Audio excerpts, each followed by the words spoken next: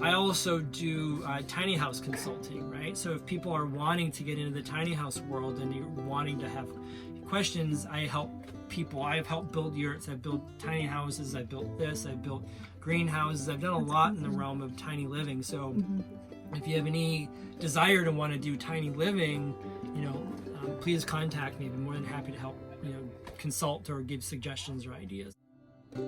I am so grateful to our librarian in the town, Miss Terry, who mentioned our family to Brian when he came in one day.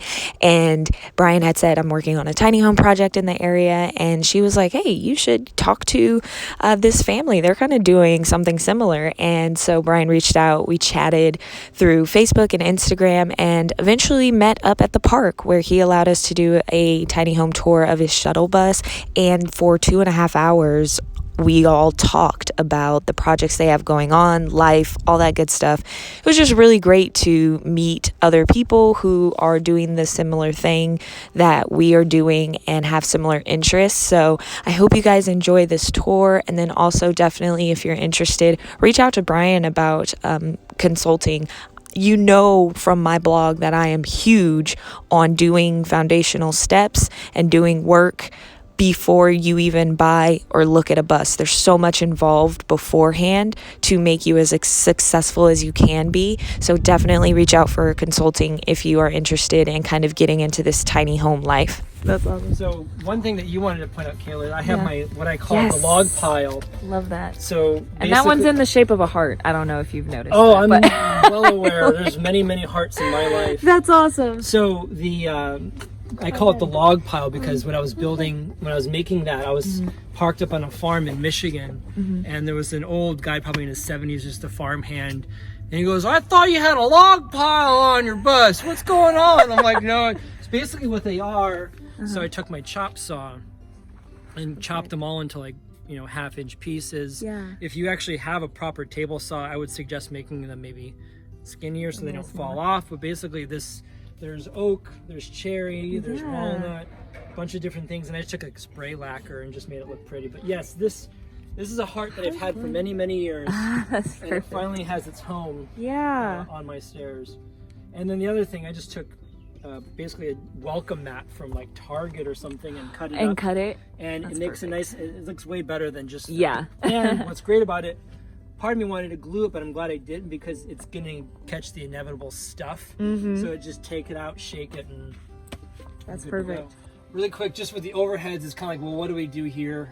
Basically, just painted it white, and I'm a drummer, percussionist, so I got many drums and stuff up here, which is just super cool. The ceiling, since you're kind of already looking at it, this is reclaimed barn wood from a barn in Michigan. Some amazing history in that, as you can imagine.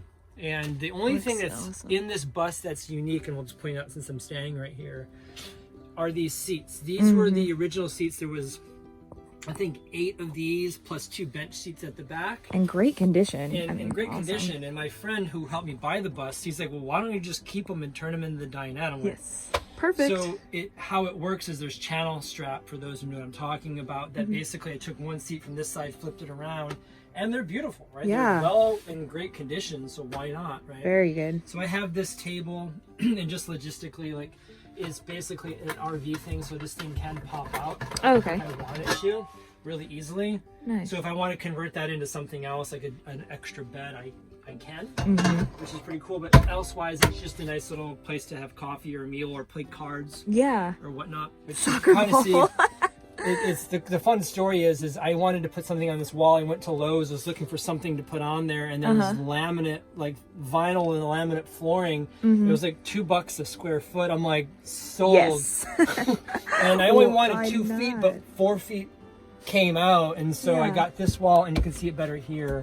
That's where the charge controller is for my solar setup. So basically, what happened with this is solar comes in, right, and it governs the electrical coming out of the solar, and then it sends it to the batteries. And I have batteries, and I have a 2,000 watt inverter underneath. See these nice boxes here? Those are conveniently covering the batteries. Okay. So that's where my batteries are. I have you can't tell at all. 175 watt panels. They're flex panels, so you can't see them because they're just the flex panels on the roof. And then I have 3 200 amp hour batteries, so 600 in the batteries and 575 on the roof.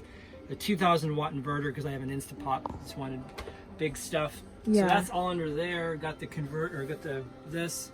And this is sort of my fun custom shower where I have love custom shower where I have the smallest shower pan, 24 by 27. Okay. You know, shower valve. I got the fun, you know, thing. And on that far wall, actually, you may be able to see this, but I got some sort of, it's not really security, but it's you get fun. What do you call those things? If you look on the wall behind you, Kayla, it's the rainbows on the walls. Oh yes, that's so awesome. That's what this does. It creates rainbows on the walls, right? Yeah. And so that's kind of why I got it, because it makes fun rainbows on the walls, prisms. There. But the toilet, I'll show it to you quickly. Basically, because of material costs, this whole thing was $275. Wow. 3 bucket. The urine diverter was $130, and it cost me $100 in materials. Okay. I had turned the water on. Getting a bit wet. So, and then on the ceiling, I have 4 different. Oh, these are like. They're nice. Lights. They're puck lights. Wow. And I have 4 banks. I have 1 for the shower, 1 for the dinette area, 1 for the kitchen, 1 for the bed. So those are all, I said the only thing that I have that is 110 as far as plugging and charging is my refrigerator. Okay. Which is a wonderful Avanti, you know, it's a mini. It's a perfect size. It's beautiful. And so as I'm a foodie, I wanted it natural, and this is in travel mode, by the way, so these are bars keeping it from running away. Right. But it's a beautiful fridge, small enough. And so that's on 110, and then my outlets. Okay. Everything else is 12 volt DC. So the lights are 12 volt DC. The stove is 12 volt DC. Wow. The water pump.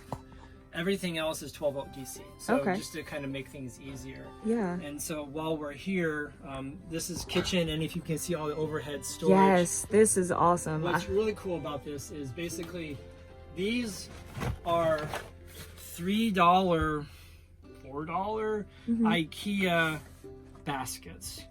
Fabric with a little bit of plastic as a shell. But as you can see, I got storage, tons of storage. I love that they're still in like containers up in the shelving, the shelf of it, you know. It organized, exactly. Right? And so I've been here long enough where I know what's what, you know. And then into the kitchen, I was fortunate enough. One of my friends in Ann Arbor, where I did the build, he's a contractor. So I got custom basically him and I sat down, have custom kitchen cabinets. Basically we sat down, okay, what length, what dimensions do we need? I want a bank of cabinets, I want a drawer, I want a sink, and we had to modify this cabinet for the stove. Okay. Right, so basically we modified.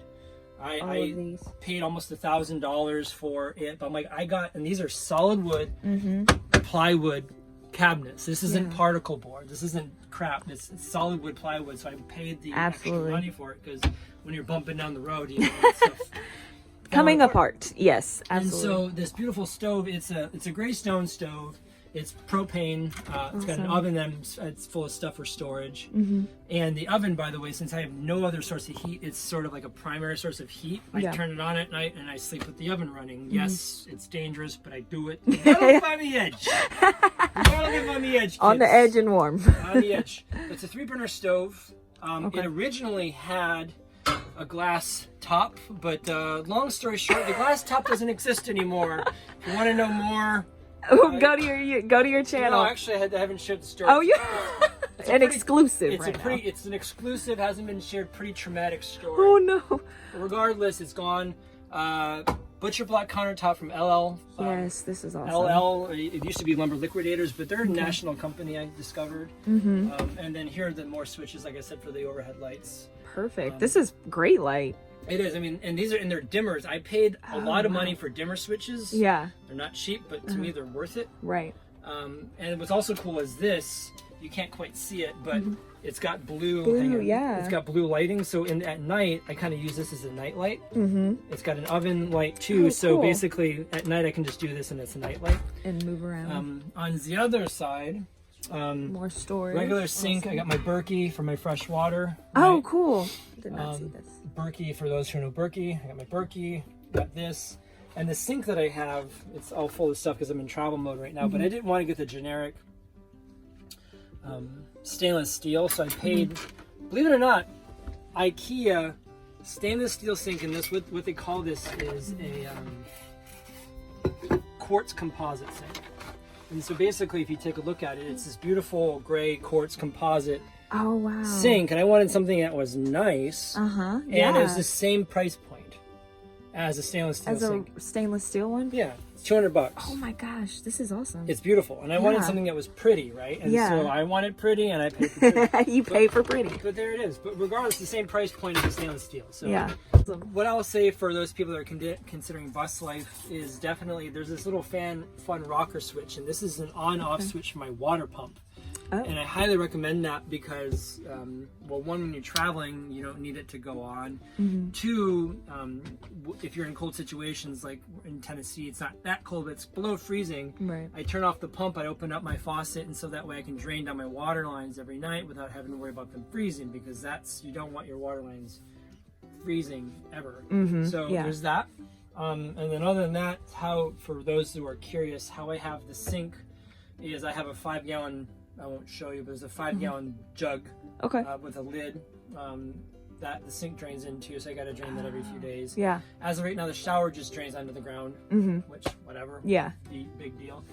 Behind me is my bed, and what's interesting is I thought it was just going to be my bed, but I hang out in this thing all day long. Time. Right? And like my dinette, I never hang out in, but my bed, I do yoga up here, I meditate, I eat, I take phone calls, I watch YouTube. Right. This is where it is. That's where everything happens. But adding to the element, this fun little came off the barn. It's a handle. Oh, so the same barn that you got this from. Yeah, it's a barn in Michigan, a 100-plus-year-old barn in Michigan. But this handle is a solid steel handle, and it lifts up to access the garage. Oh, okay, right? Cool. So there's a lot of stuff under here, but basically this goes up, right, and it has internal access to it as well, to the garage as well. Yeah. So when it's like extremely cold, or I just don't want to go outside. Yeah. So there's that, and then the other thing up here is this is a Max Air fan. Oh, okay. For those of you familiar with the Max Air fan, I pay the extra money for the Max Air fan that this can stay open while raining. Oh, perfect. This can be raining outside, pouring, and in fact, I left it open by accident in a downpour. I was not in here, but like torrential, crazy downpour, not one drop came through this thing. Oh, fantastic. So this thing is highly recommended. It's a higher price point, but for me, when it's raining, I want to have ventilation. Yeah. You know, so there's that. And then the last thing is that's just the obligatory air conditioner that most buses have. Mine actually works fantastic. So we just boxed in with some barnwood. Cool. Again, there's the door at the back. And one last thing I'll show just for the purposes of, there's these really cool curtains that me and a few people co-engineered. But so basically it's a piece of ribbon with a button. You undo the button, and this is duck canvas, and inside of this is Reflectix. Oh, that's perfect. So I've done a lot of research and did the whole many people on YouTube, and there was this one woman I saw. It was great. I personally use just regular ribbon. I've seen people use leather. Yeah. But what's great about it is it has R value to it because of the Reflectix. Yeah. And it blacks things out, and then when you're all done, you just roll this up and then button it, and then you're all set. Did you were you living in it before these? Like, did you notice them make a different, like a huge, I can only imagine it probably is extremely helpful. I personally did not. I had the luxury of not moving in until it was complete. Oh, that's awesome. So that was by design. And also there are these windows that slide as far as ventilation. There is windows up here on all the windows, but unfortunately these kind of cover it up. So in time I will make screens for those. Okay. There are 4 emergency exit windows. 2 on each side, 4? 2 on each side, 1 in the shower, 1 here, and they're just typical sort of emergency exit windows. They pop open, I use a piece of wood and I chalk it open, so on hot days, that's great. Short story is I bought this vehicle in Phoenix, Arizona, used from a lot. And it came with the Arca Tempe on there. Didn't know what the Arca Tempe was, and after I bought the vehicle, I found a bunch of like used business cards. And what I realized is the ARC, for those that don't know, it's an organization that helps give community to developmentally disabled individuals. Oh, how perfect. And once I realized this, I broke down into tears because my mom's only brother was born in a severe case of cerebral palsy, and he was a member of the Detroit chapter of the Ark his entire life. Oh, that's perfect. And so I don't share there's more to the story than that, but long story short, he's no longer with us in this realm, but I can't help but feel that he's clearly helping out in my world. Absolutely. So there's that. So people are like, are you going to paint over it? I'm like, no, I'm not. But the joke is, it's the Ark of Tempeo now, because it's an access hatch. What that is, it's just an access hatch for utilities, for gas, and for whatever. So gotcha. But there it is.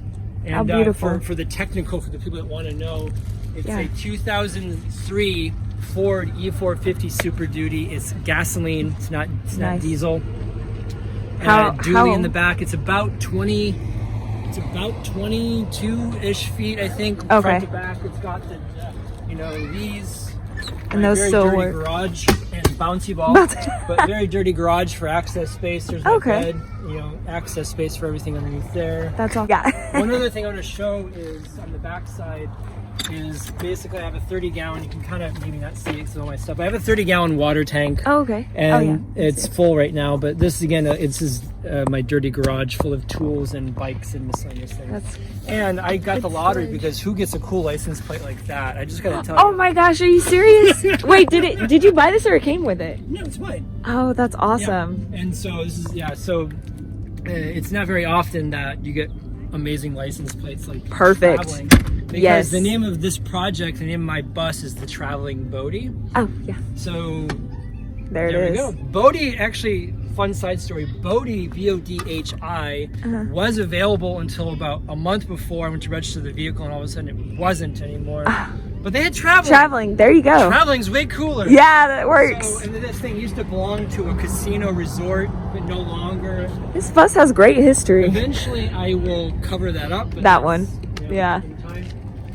So, and then the other thing I did, you can kind of see here, I put 4, I call them safety lights, but basically there's 4 LED lights, one on each side of the bus, so that they come in handy at random times when I need to see what's going on. Yes. And I flip them on, and all of a sudden it's daylight up. So it's great.